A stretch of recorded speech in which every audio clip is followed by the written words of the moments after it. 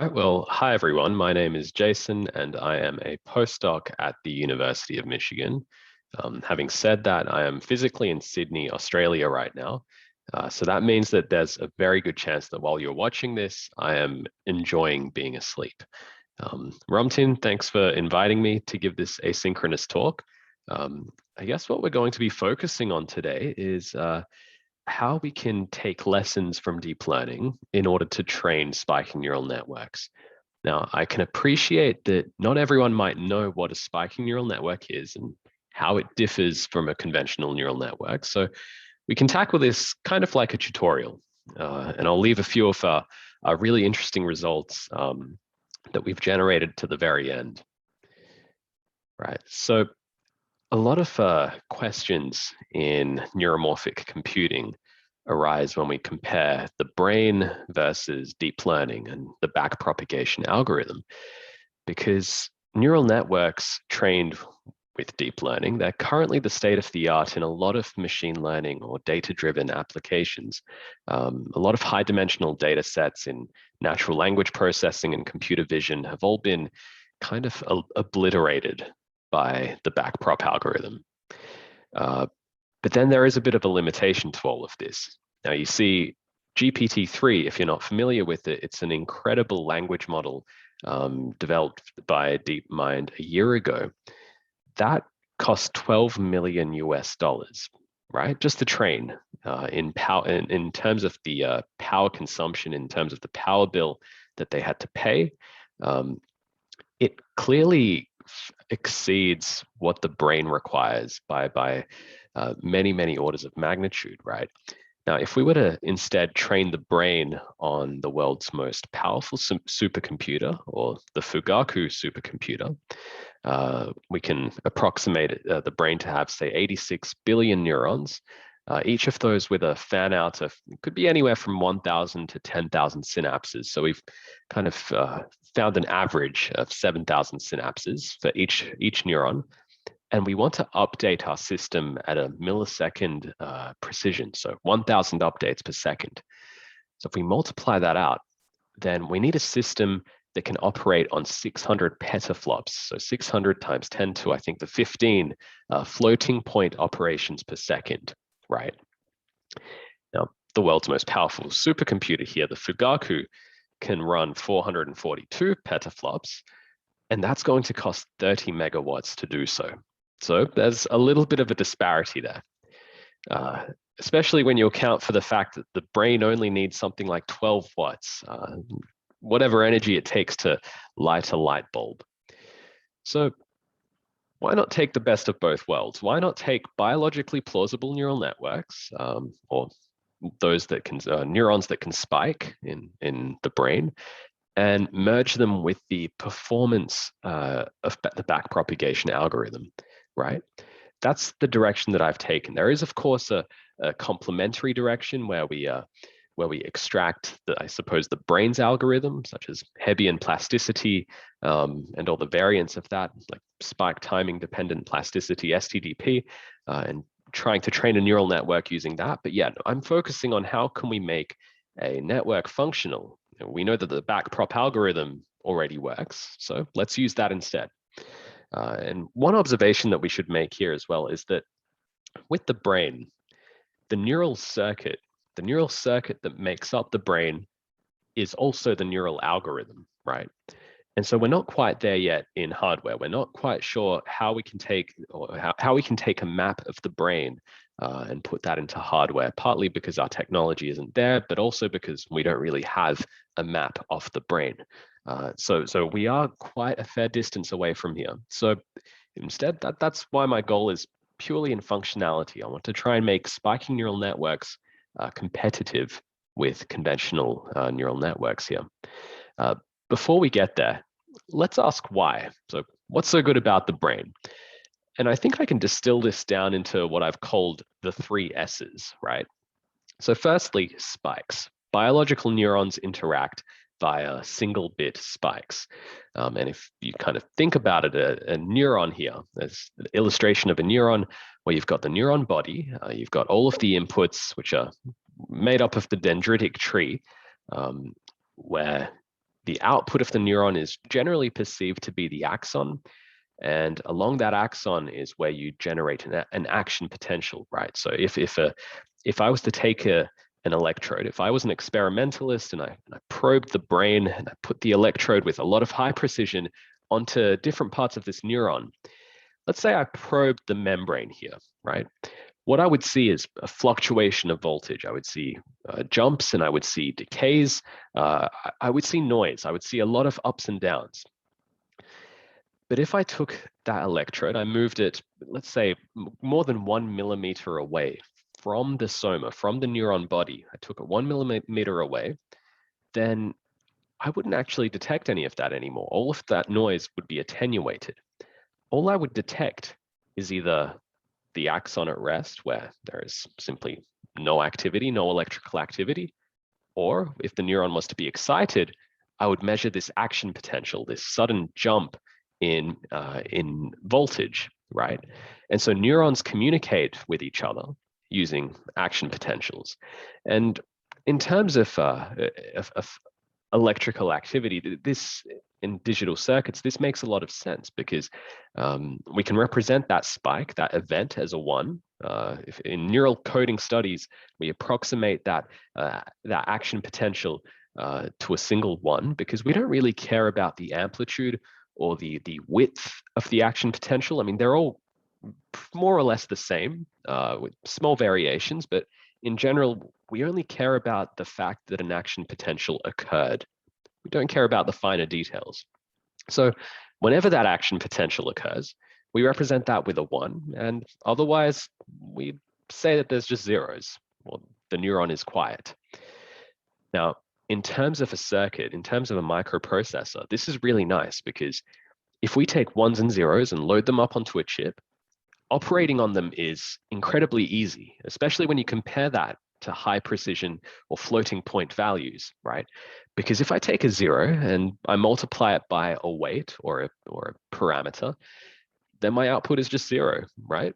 Whereas if I take a 1 and I multiply it by that same parameter, then my output is just that parameter, right? So either I pass a 0 or I'm doing a single memory readout.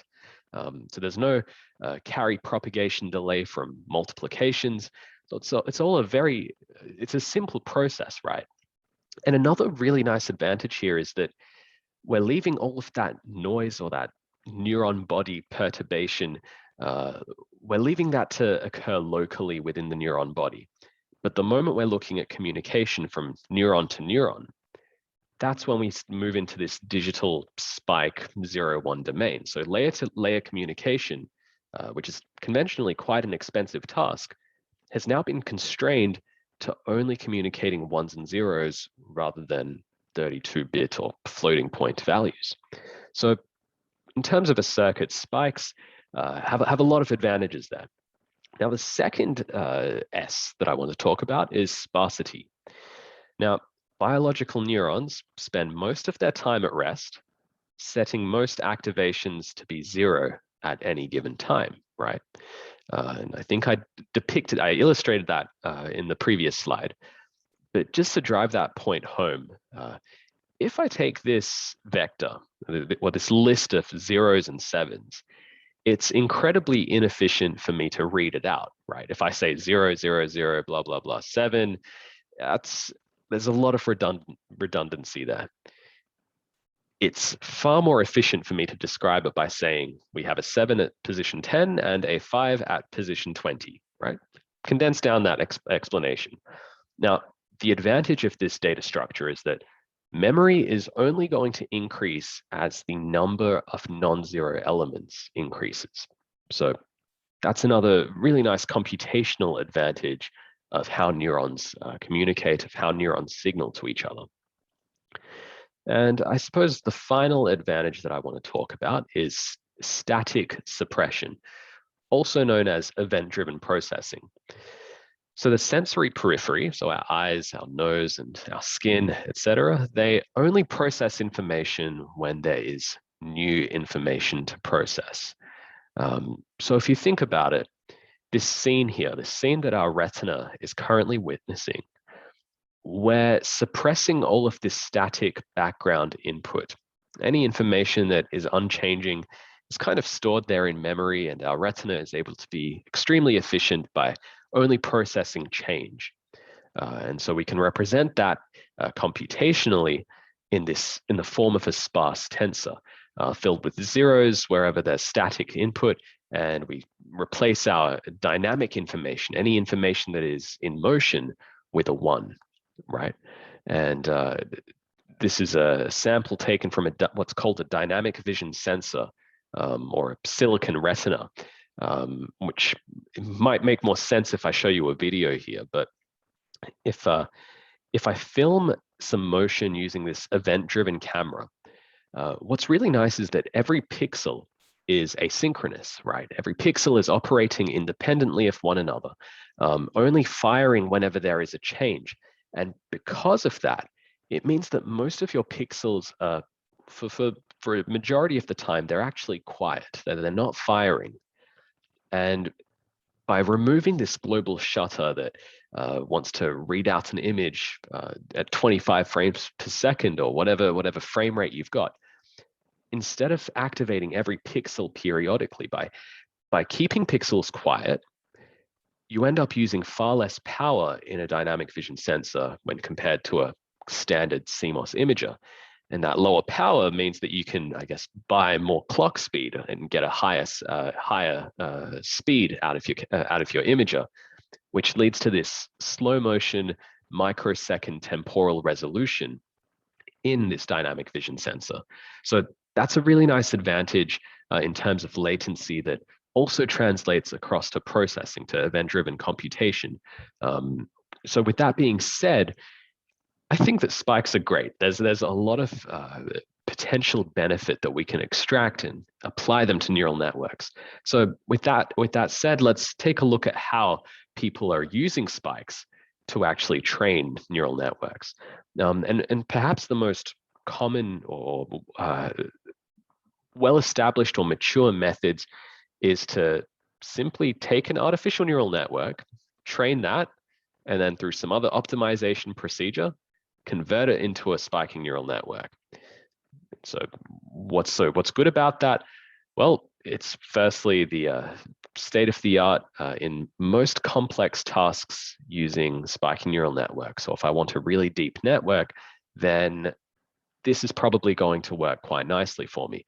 Now, there's a group at ETH Zurich led by Shiqi Liu, who reported a 20-layer autoencoder structure at ISCAS to perform video segmentation, which is really nice. And I suppose the reason that they're able to do that is because all of the benefits, all of the research that's being poured into training deep learning models can now be directly translated across to spiking neural nets. So that's good. And in that same way, training very deep networks is made extremely simple. Some of the drawbacks, however, well, firstly, the spiking neural network is necessarily an approximation of your artificial neural network. If you're converting from one to the other, then you lose something. You're approximating your original form. And also, temporal neural network conversion is thoroughly underexplored. So we're not really exploiting the temporal advantage of spiking neurons. I mean, what I mean by that is that the brain is this online learning machine, and every neuron is, for most of time, it's going to be quiet, only spiking when there's change. So neurons are temporally dynamic, and this conversion approach just doesn't take advantage of that. So it's a relatively underexplored area. And finally, it's also quite biologically implausible. It's not something that our brains do. We don't train a shadow network and convert that, right? But also that doesn't concern me as much because, again, my key goal here is to make something useful. I'm not too concerned with biological plausibility, although that is a really interesting line of research which is worth looking into. But there's plenty of online tools and resources that help achieve this, such as the SNN Toolbox, which was released by Bodo, also from ETH, about 4 years ago, and it still holds up today, which in deep learning years, I think 4 years could translate to like 40 years. So it's quite a testament to how good a tool this is and how functional this approach is. So even though the training process might be quite inefficient, once you've got that spiking neural network, then during feed forward, you're able to extract all of that power benefit and all the energy efficiency. The approach that I'm a little more interested in, what I've kind of spent a lot of my time on, is natively training a spiking neural network, right, and using backpropagation on that system itself. So in that regard, you're no longer bound by the upper limit of artificial neural network performance. Biological plausibility depends on the learning rules. So I guess you've got biologically plausible algorithms like STDP and unsupervised approaches, which are incredibly efficient and they're deeply fascinating, but they really struggle the moment you take it to a complex data-driven task. So although backpropagation and gradient descent are made up of many constituent steps, they're made up of iterative application of the chain rule, and it relies on a global loss function that is very handcrafted, people often perceive backprop to be very implausible in that sense. There are arguments that say that the brain implements approximations of gradient descent, and they're quite cool to look into, but there are potential ways to massage backpropagation into something that could be feasibly run in the brain. So if I take my input, pass it through an SNN, through my spiking neural network, and I generate an output, I apply the backprop algorithm, an alternative approach is to actually just feed back my output back to the input, right? And so ideas of predictive coding, where there could be a difference between my brain's expectation and reality, where if those two things don't match, only then do we update our belief. And so by traversing the error signal back to the input, it's still something that can be used to train your network using something like forward mode or differentiation rather than what backprop typically does in reverse mode differentiation. Now, a few of the disadvantages of natively training backprop, well, firstly, it's not so efficient on modern hardware. The backprop algorithm is it's relatively complicated when you compare it to feed-forward processing. And in a more practical sense, if you were to train a spiking neural network yourself, you would see that it's actually very sensitive to all of your hyperparameters. So we want to try and kind of fix that up. Now, to address this, I finally got to use the graphic design classes that I took in high school. They finally paid off, and I've designed SNN Torch, a gradient-based learning framework with spiking neural networks. It's an open source project on GitHub. The URL is here. If you want to avoid writing my convoluted surname, then you can just Google SNN Torch and the relevant results will surely come up. So it's a Python package dedicated to gradient-based optimization of spiking neural networks. And in our pursuit to perhaps do something that the brain does and trying to make backpropagation kind of match with what might take place in the brain, I've designed several online learning mechanisms so that you can let your network learn and run in real time. And it's seamlessly integrated with PyTorch, hence the name Torch, if you didn't pick up on that, which means that it's, of course, CUDA accelerated. But we've also taken a few little tricks in order to make it lightweight enough for a CPU. So quite often you might run into memory errors because when you're simulating long time steps in a spiking neural network, all of those time steps, all of those sequences simply can't fit into 8 GB of memory on a GPU. So we've come up with a lot of tricks to help make this, I guess, possible. So it's all quite nice. Now, I'll go into how that might be useful for training neural networks in a bit. But before we get there, I want to discuss what does it mean for input, for spike-based input to be passed to a spiking neural network. I think it makes sense to start with the input. Now, our senses, our eyes, and like all of our sensory periphery is taking in analog information from the world around us, converting it into spikes and passing that to the brain. Now, the way that our senses are converting it into spikes has been the source of a lot of debates, a lot of arguments between the rate code community and the temporal code community. So it's this kind of almost pointless argument that I think is important to go into to get a bit of a feel for, I guess, what's out there. So rate codes refer to this idea that information is stored in the spike count or the firing rate. Now, that's a very simplified definition, but the point is that if your input has a high intensity, perhaps that's a very bright pixel, then the frequency of firing is going to be much higher. Meanwhile, you have a temporal code where information is stored in the timing of a spike. So rather than distributing information across multiple spikes, all we care about is the timing of one single spike. Again, if we had a very bright pixel, that would mean that you get a very quick early spike. If it's a very dark pixel, that might be converted into a late spike, or perhaps your neuron never even fires. So there's a really cool paper by Bruno Olshausen titled, "What is the other 85% of V1 doing?"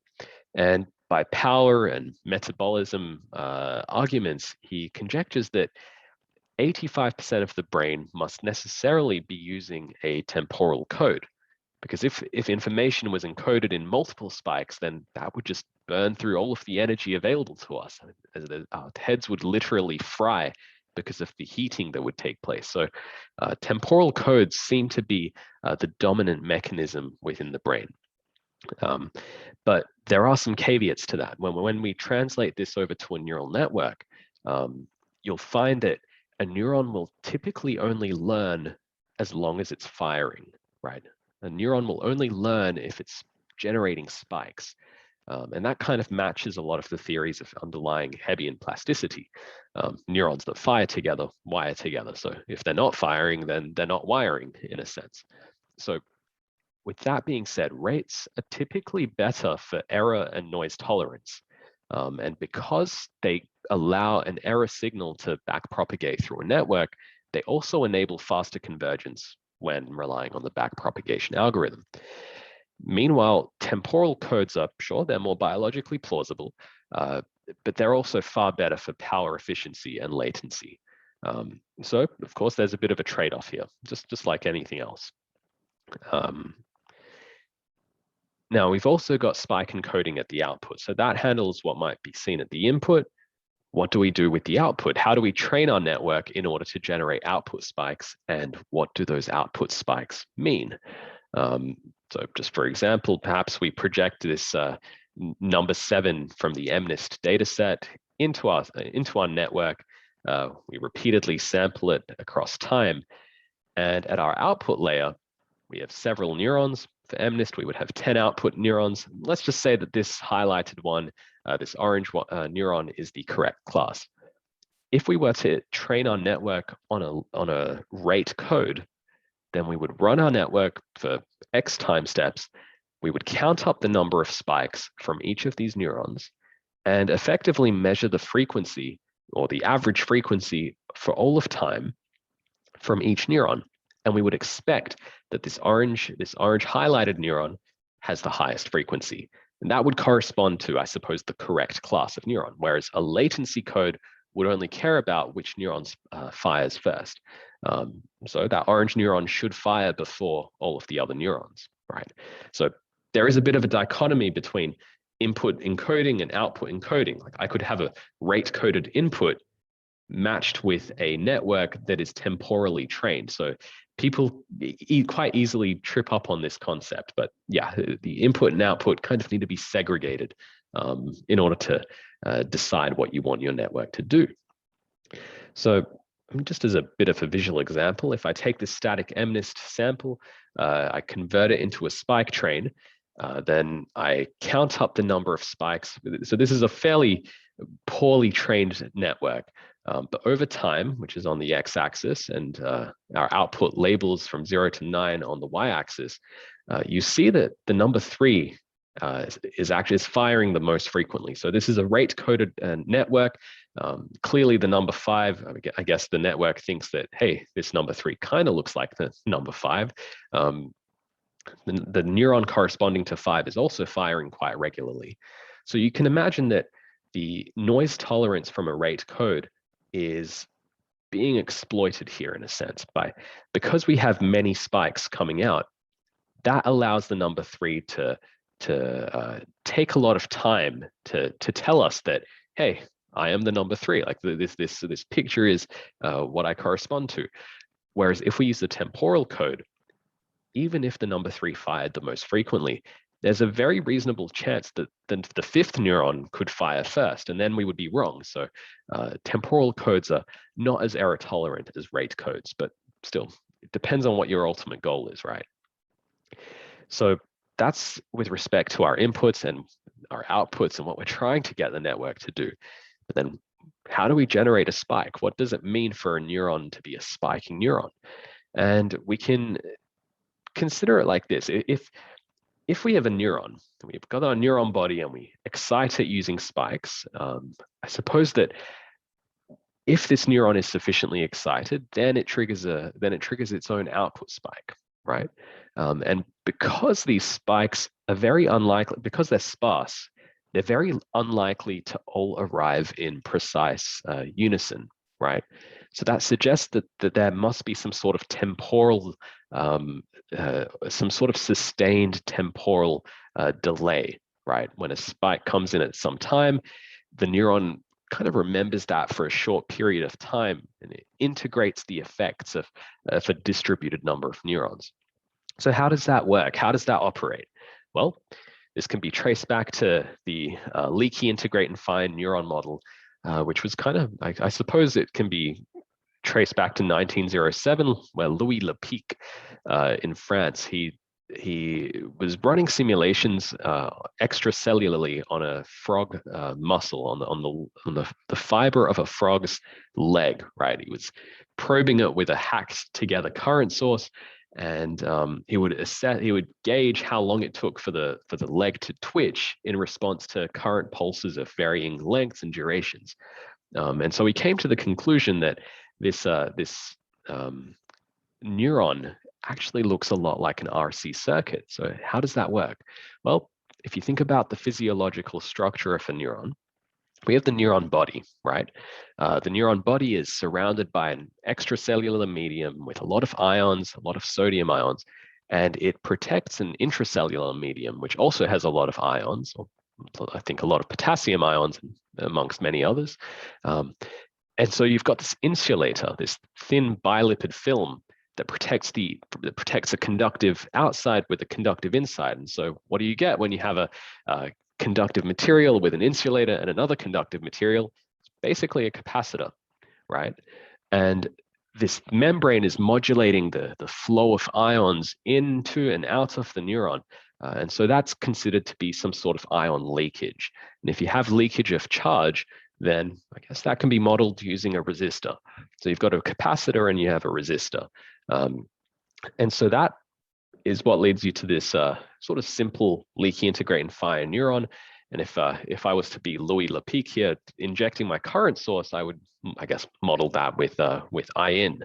So let's take a few, I guess, artificial emulations of how the neuron will respond. So if I have a step current at the input of this RC circuit, then just qualitatively for now, my membrane potential, Vmem, is going to exponentially relax to a steady state value that equals R multiplied by C.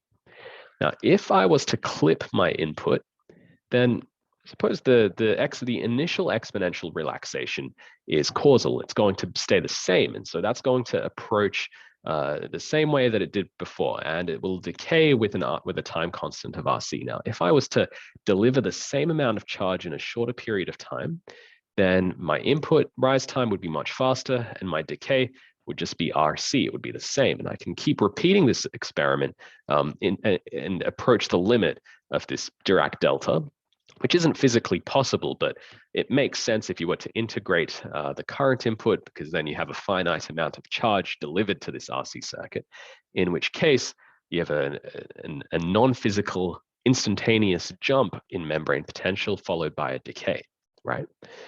So that's what the RC circuit looks like in terms of a spiking neuron. So if I was to input a series of spikes, or perhaps a spike train, then that's going to look something like this. So it's going to,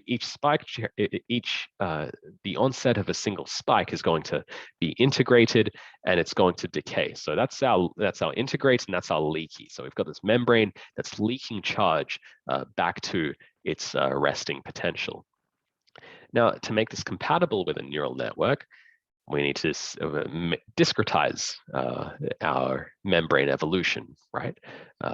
Sequential neural networks have discrete time steps, so it makes sense to discretize what we see.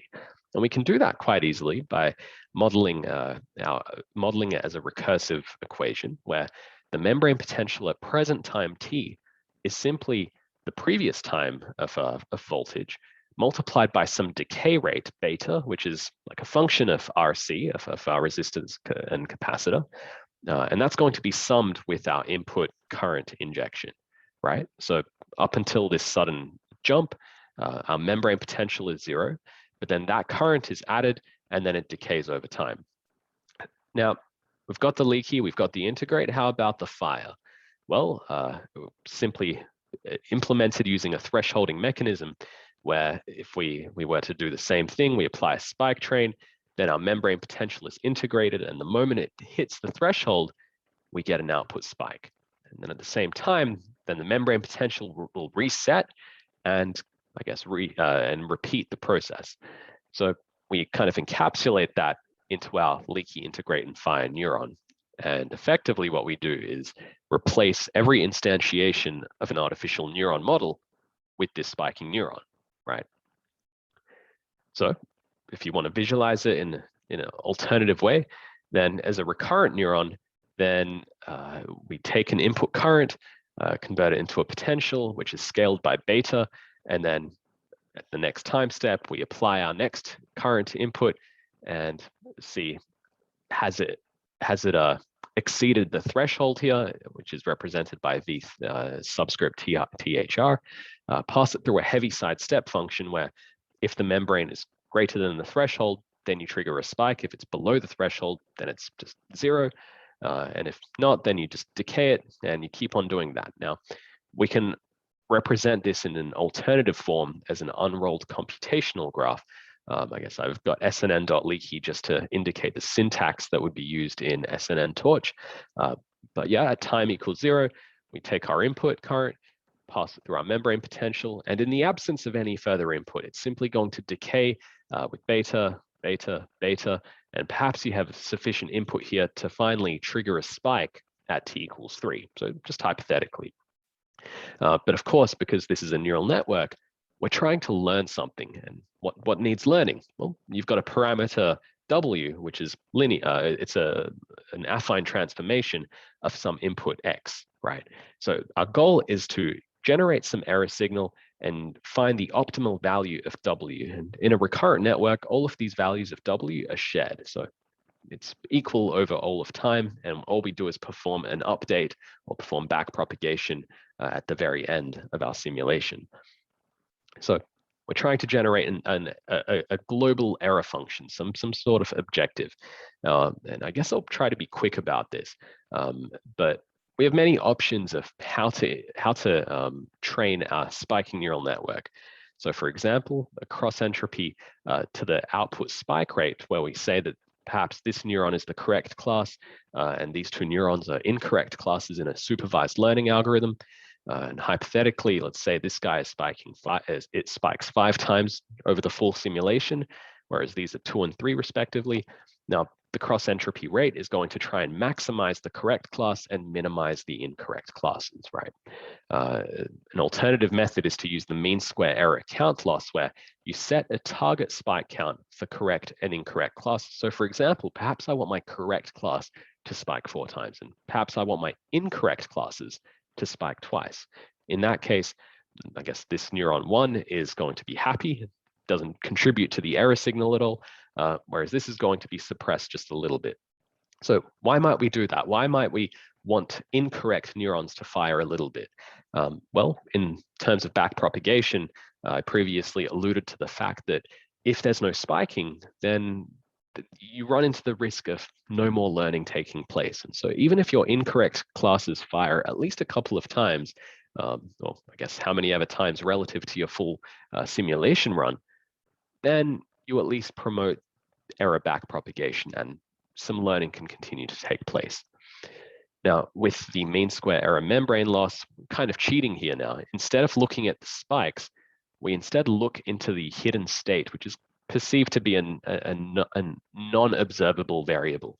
But we're trying to specify what the membrane potential might be. And you can apply conventional regularization techniques as well here. So in that case, if we're able to get a loss function, we're happy with that, but we actually want to perform backpropagation through time. And so here I've depicted the backpropagation pathway that your loss will take, where you just kind of iteratively apply the chain rule here. And I've said that the derivative of the loss with respect to some weight, which is, I guess, your input multiplied by your weight gives your current, is going to be a function of all of these terms, right? If we only consider one single time step and say that time step is t equals 3, then our gradient is going to be a function of that. Why is it a function? Because the total error is, or the total gradient is actually going to be a summation of all of your pathways. So everything from t equals 2, everything from t equals 1, everything from t equals 0. And not just that, but also the pathways that go back in time. And I guess in this picture, we have 3 of those, but you can imagine that through multiple layers and multiple neurons, that's going to scale quite rapidly.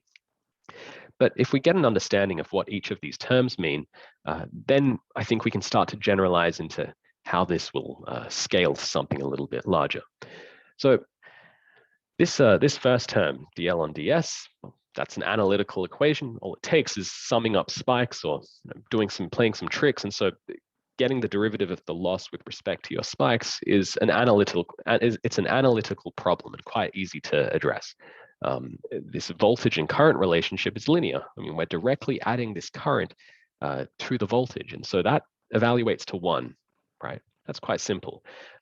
di on dw, well, to obtain your current, you simply multiply your input x by w, by your weight. So again, that's also, that evaluates to x, your input spike, and that's very easy to address. The one term that gives us a lot of grief here is ds on dv. And why is that? Well, the transfer function from your membrane potential to your spike is the Heaviside function. Now, if your membrane exceeds the threshold, you get a spike. If it does not exceed the threshold, then you do not get a spike. If we take the derivative of that, you get the Dirac delta function. And so that's going to be 0 almost everywhere, except for the threshold where it's infinity. So what you're doing is basically multiplying all of these terms by 0 for most of your time, and otherwise infinity. And so you're losing a meaningful error signal, and therefore your weight update will almost always be 0 as well. So that's the non-differentiability problem of spiking neurons. So how do we do that? How do we perform gradient descent through these non-differentiable spikes? Now, if we implement this naively, then it's not compatible with the backpropagation algorithm. And so we've got a couple of methods to address this that I'll go through. The first option is to use surrogate gradients, where during your forward pass, you do everything as I've explained with the Heaviside function, but on the backward pass, you apply a surrogate gradient. You effectively smooth out your Heaviside step to perhaps a sigmoid or a double exponential function.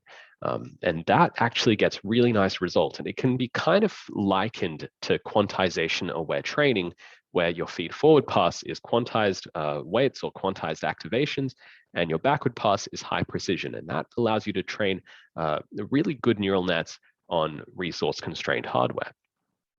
The alternative method that I've spent a bit of time devising separates up the two regions of the spike. And I guess that there's a nice analogy that can be made with the max pooling operator.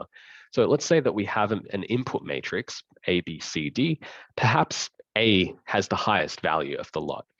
The max pooling operator is going to operate on that, and it's going to zero out all of the values that are smaller than A. Then A is all that gets passed. In a similar sense, I suppose, when you're back propagating through that, the gradient of A is going to be 1, because you're taking A, you multiply it by 1, and whereas B, C, and D are multiplied by 0. So the gradient there is, I guess, zeroed out. The smaller numbers do not contribute to your output. In a similar way, the spike operator does that with a spike, right? If you take 1, in the regime of spiking, where your membrane is greater than your threshold, then I guess your input membrane, which let's say that our threshold is 1, which is commonly done just to normalize your network, to normalize your neurons, then your membrane 1, in order to generate a spike, is just multiplied by 1 in order to get you your output, your spiking output of 1. If my membrane is sub-threshold, let's say it's 0.5 or just any value less than 1, then that membrane is multiplied by 0 to give me 0. So I guess the derivative of the spike there is simply 1 if my membrane is greater than the threshold, or 0 if it's below the threshold. Now, that sounds all well and good. Like, why haven't people been doing that? That's because this is also an approximation. So firstly, I'm treating the operator as independent of the input, as in whatever I'm multiplying my membrane by is also a function of the input in a similar way to the max pooling operator.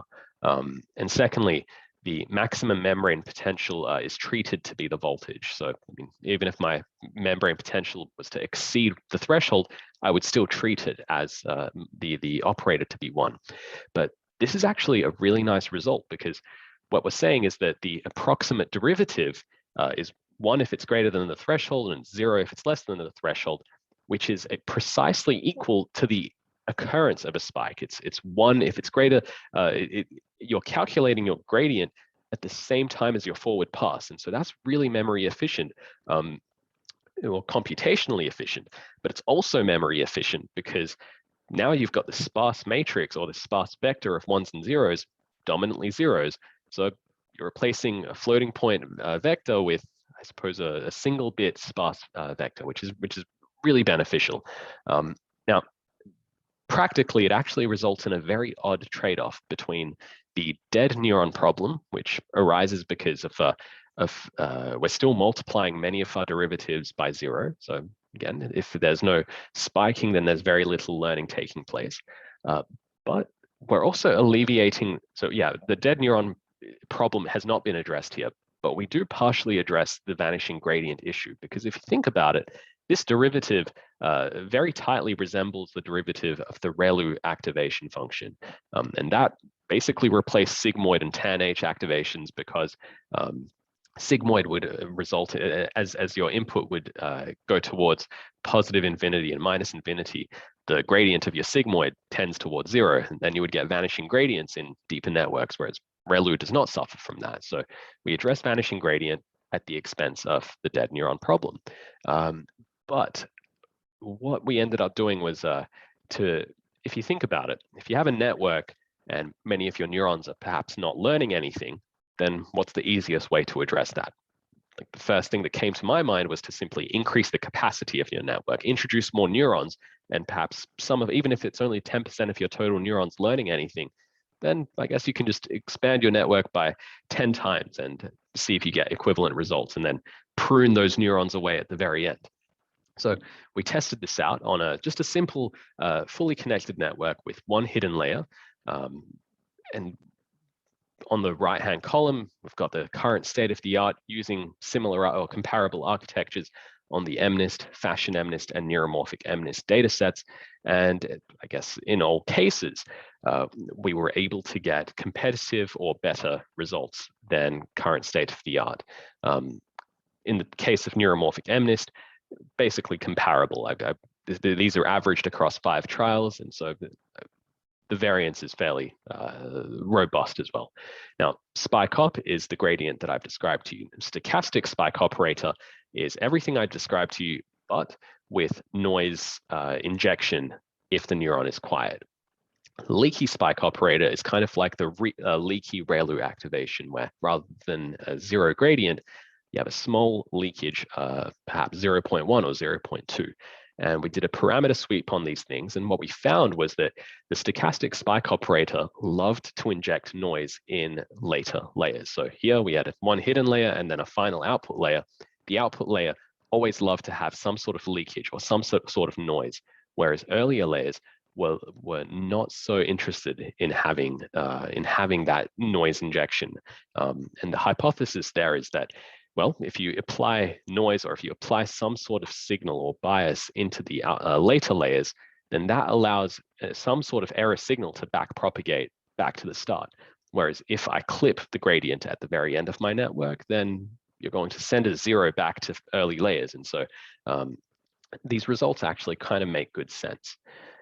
Anyway, we've kind of discussed how to perform spatial backpropagation, but yeah, we also want to backprop through time. And so the temporal connections also have a well-defined gradient. If I go from du t+1 to du at present time, that the derivative is simply beta, right? And so the further back in time you go, the smaller your error signal becomes, right? And so I guess other papers might use kernel-based methods, which smooth out that leaky integrate and fire relationship. But yeah, another method that we've implemented into SNN Torch is, I guess, real-time recurrent learning, where you're able to perform weight updates at the same time as your forward propagation, as you move forward in time. And likewise, we've come up with methods that kind of push the gradient forward into future time steps. And again, we get equivalent performance to standard backpropagation just without having to store memory throughout all of time or without having to unroll a computation graph. So just to wrap things up, I suppose, I guess I want to look at a performance evaluation on a meaningful task. And we've published this fairly recently in IEEE Transactions on Biomedical Circuits and Systems, where we tested out this method using a multimodal data set consisting of, I guess, hand gestures recorded from a conventional camera and an event-based camera. At the same time, a group from ETH were able to extract EMG electromyography signals from the arm, from the hand making that gesture. And we trained several networks, both on spiking and non-spiking, in order to assess how well they performed against each other. So in terms of accuracy, the spiking neural network, which converted the EMG signals into spikes and used the dynamic vision sensing input, outperformed the artificial neural network quite consistently. Now, that's actually kind of surprising because it's fairly rare to see SNNs outperform ANNs, in terms of accuracy at least. But my hypothesis here is that spikes are kind of like a unified currency where all of your multimodal input data are naturally normalized into the same unit of computation.